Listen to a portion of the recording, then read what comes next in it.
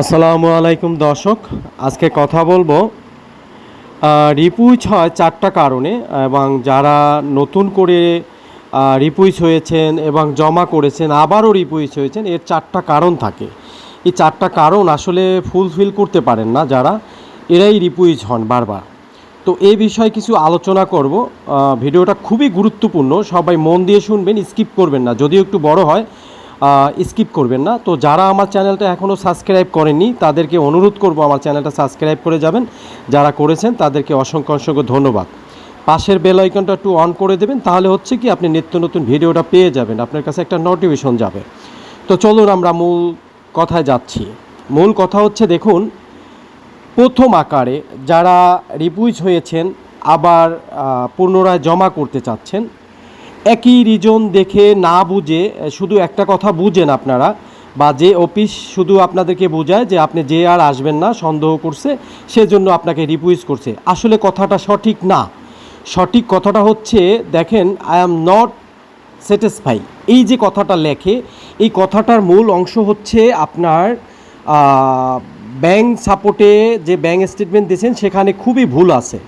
সে ভুলটা হচ্ছে কি, যে আপনারা ব্যাংক স্টেটমেন্ট যখন তুলেছেন তখন আপনারা বড় অঙ্কের একটা টাকা রেখেছেন। কেউ 5 লাখ, 6 লাখ, 10 লাখ এইভাবে একটা টাকা দেখিয়েছেন। কারণ কি, আপনারা প্রথম যে টাকাটা দেখাইছিলেন 3-4 মাস ছিল আপনাদের down down down down down, হঠাৎ করে একদম মানে ব্যাংক স্টেটমেন্টে বেড়ে গেছে আপনাদের ডিপোজিট। সেটা একটা কারণ, ঠিক আছে? ওইটা আপনার ঠিক করতে হবে, ওটাকে বুঝিয়ে বলতে হবে। যেটা করেছেন তো করেছেন, ওটা বুঝিয়ে বলতে হবে। সে বুঝিয়ে বলতে হলে আপনার কী করতে হবে, ব্যাংক থেকে আপনার যে টাকাটা কীভাবে আসলো, কেন টাকাটা আপনার এখানে ঢুকলো, এই কারণ দর্শনটা আপনি দেখাবেন। কিসের টাকা সেটা আপনি জানেন, সেই টাকাটা আপনি ওখানে উল্লেখ করবেন যে এই টাকাটা আমার এখানে বড় অঙ্কের টাকাটা আসছে, এই টাকাটা আমারই, ঠিক আছে? এটা বুঝাবেন। গেল এক। 2 নাম্বার হচ্ছে, দেখেন যে আপনাকে বলা হচ্ছে যে আপনার ফ্যামিলি টাইস। ফ্যামিলি টাইসটা শব্দটা অর্থটা হচ্ছে আপনারা অনেকেই জানেন এবং জানেন না। যারা যারা না জানেন তাদেরকে হচ্ছে, দেখেন, ফ্যামিলি টাইস বলতে হচ্ছে যে আপনার ভাই আছে, আপনার বোন আছে, আপনার বাবা মা, এবং এই সব মিলিয়ে হচ্ছে একটা ফ্যামিলি টাইস। আর যারা বিয়ে করেছেন, ম্যারিড পারসন, তাদের ছেলে সন্তান আছে, ওয়াইফ, এই সব মিলিয়েই কিন্তু একটা ফ্যামিলি টাইস বলা হয়। তো আপনার বিবরণ দিতে হবে যে আপনার ওয়াইফ কি করে, সে কোনো আয় করে না শুধু হাউজ ওয়াইফ ঘরের, এইটা আপনার বোঝাতে হবে। দ্বিতীয়ত কথা হচ্ছে, আপনার যদি বড় ছেলে থাকে সে কোন স্কুলে পড়ে এবং সেই স্কুলের একটা লিঙ্ক দিতে হবে, ঠিক আছে? স্কুলের শুধু নাম না, স্কুলের লিঙ্কটাও দিয়ে দেবেন। তাহলে হচ্ছে কি তারা বুঝতে পারবে যে ভালো একটা স্কুলে আপনার ছেলে মেয়ে পড়ে। দ্বিতীয়ত হচ্ছে আপনার ভাইয়ের ইনকাম কত, আপনার ভাই কি কাজ করে, ঠিক আছে? এবং আপনার বোন সে কী করে, সে কি ম্যারিড। তো এই ধরনের তথ্যগুলো আপনাদের সম্পূর্ণ দিতে হবে। শুধু তথ্য না, সে কি কর্ম করে সেটাও আপনাদেরকে বলতে হবে ভিসা অফিসারকে, যে আপনি একাই শুধু অনেক টাকা ইনকাম করেন, আপনার ফ্যামিলির মধ্যে আপনি খুবই অনেক টাকার মালিক। আসলে আপনার যে আদার যে লোকগুলি আছে তারাও কি সেম ইনকাম করে কি না, তাহলেই হচ্ছে একটা ফ্যামিলির ব্যাকগ্রাউন্ডটা ভালো হয়। তাহলে ভিসা অফিসারে বুঝতে হয় যে শুধু আপনি ইনকাম করেন না, আপনার টাকা দিয়ে আপনার ফ্যামিলিটা চলে না, আপনার ফ্যামিলিতে সবাই ভালো ইনকাম করে। এটাই হচ্ছে যে ফ্যামিলি টাইজের একটা অংশ, এবং এইটা ফুটিয়ে তুলতে হবে। যখনই আপনাদের ফ্যামিলি টাইজ লিখবে, তখনই দ্বিতীয়বার যখন করবেন তখন সবার আয় ব্যয় সব কিছু দিবেন। আপনার আয় কত, ব্যয় কত, এটা দিবেন, ঠিক আছে? তাহলে ফ্যামিলি টাইজটা পূরণ হয়ে যাবে। গেল 2। 3 নাম্বার হচ্ছে, আপনি দেশে সেটেল না, ঠিক আছে? আপনি দেশে সেটেল না। এই সেটেল না শব্দের অর্থটা কী?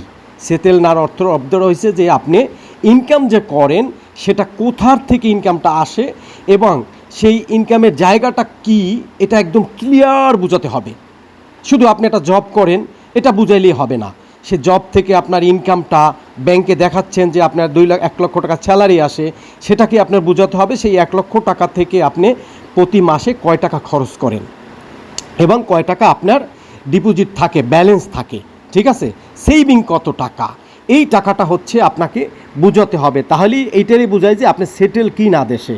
কারণ দেশে সেটেল হলে আপনার একটা অবশ্যই ইনকাম আছে, সেখান থেকে একটা আয় আছে, এবং ব্যয়ের পরে যে টাকাটা থাকে ওইটাই হচ্ছে আপনার আসল একটা টাকা, যে আপনার সেভিং ভালো, বা বার্ষিক বছরে আপনার অন্তত 5 থেকে 6 লাখ টাকা বা 8 লাখ টাকা বেসিক থাকে, ঠিক আছে, আপনার ইনকামের খরচের পরে সেই টাকাটা থাকে, তাহলে কিন্তু ভিসা অফিসার বুঝতে সোজা হয় যে না এ ঠিক আছে, কারণ এর বাৎসরিক একটা ভালো ইনকাম আছে। ঠিক আছে, এ যে এই সুন্দর একটা ফ্যামিলি বা এত ইনকাম থুয়ে কখনোই আমার দেশে সে থাকবে না, এটা ভালো করে বোঝাতে হবে। কিন্তু এটা না বুঝাইলেই শুধু ওই আমি চাকরি করি সেটা লিখে দেবেন, আমি 1 লাখ টাকা বেতন পাই, ঠিক আছে লিখে দিলেন, এটা কিন্তু ভিসা অফিসার স্যাটিসফাইড না।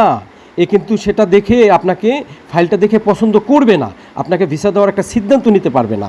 যারা রিপুইস হয়েছেন তাদেরকে এইভাবে বোঝাতে হবে। 4 নাম্বার অংশ হচ্ছে যে দেখেন, একটা ফাইল করতে গেলে অনেক হিস্ট্রি লেখা লাগে। হিস্ট্রির পরে আদার্স নামে একটা ব্যালেন্স আছে। আদার্স নামের ব্যালেন্সটা অনেকের কাছেই আমি প্রশ্ন করেছিলাম যে আদার ব্যালেন্সটা কি আপনার, এইটাই অনেকে বোঝেন না যে আদার ব্যালেন্সটা, এটা কিন্তু রিপুইজের ক্ষেত্রে আপনাদের বুঝতেই হবে। আদার ব্যালেন্সটা, এই আদার ব্যালেন্সটা হচ্ছে যে ওই যে বললাম ফ্যামিলির যে ইনকামটা সেটা ওই জায়গাটায় নিয়ে বসাবেন। ঠিক আছে, যারা একসাথে ফ্যামিলিতে আছেন, বাপের যে ইনকাম, আমার বাবার যে ইনকামটা সেটা ওখানে নিয়ে বসবেন। তো আপনার যদি হয় 8 লাখ টাকা সেভিং বাৎসরিক, তাহলে আপনার বাবার যদি হয় 2 লাখ বা 3 লাখ টাকা সেভিং, এখন সে রিটায়ার্ড পারসন, সমস্যা নেই, তারপরও তার কিছু ইনকাম দেখাবেন। সেটা যদি হয় তাহলে দেখা যাচ্ছে যে বাৎসরিক আপনাদের প্রায় 10 লক্ষ টাকা একদমই সেভিং থাকে, টাকাটা ব্যালেন্স আপনার কাছে। তো সবাই এইটার জন্য বলবে যে না, আপনার বাবা তো আপনার বাবার টাকা দিয়ে খাচ্ছে, আপনার ভাই তো আপনার ভাইয়ের টাকা দিয়ে খাচ্ছে, আপনার ওয়াইফও দেশে শুধু আপনার টাকা ইনকাম করতেছে, সেখানে সেভিং আছে। ঠিক আছে, তাহলে আপনার কোনো আর ফ্যামিলির যে সেখানে যে ইনকাম করে আপনার ফ্যামিলিকে চালাতে হবে, সেটা কিন্তু সে ভিসা অফিসার আর মানে এই ভুলটা বুঝবে না। সে বুঝবে না যার যার ইনকাম সে করতেছে, তো ফ্যামিলিটা খুব ভালো আছে, সে ফ্যামিলির জন্য ওই জায়গায় আমার দেশে যাচ্ছে না।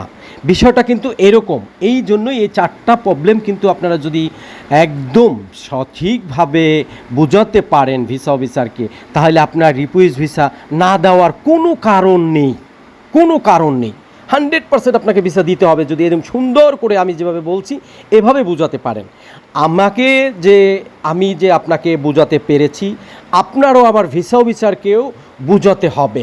বিষয়টা কিন্তু এরকম, ঠিক আছে, শুধু আপনি বুঝে গেলেন আর আপনি শর্ট করে লিখে গেলেন না, আপনার পুরো হিস্টোরিটা এবং ঘটনাটা সব তথ্য বিবরণ দিয়ে দিয়ে দিয়ে দিয়ে বোঝাতে হবে তাদেরকে, তাহলেই তারা বুঝবে।